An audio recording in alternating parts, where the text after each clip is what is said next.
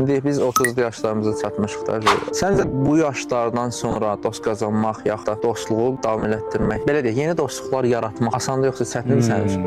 Belə deyək. Maraqlı nüansdır. Nəyə görə? Biraz belə deyim, bizim əksəriyyətimizə nəzər yetirsək, dostlarımızın əksəriyyəti bizim uşaqlıqdan gələn, hardasa maksimum nə bilim əsgərlik, universitet dönəmindən qalan insanlar olur.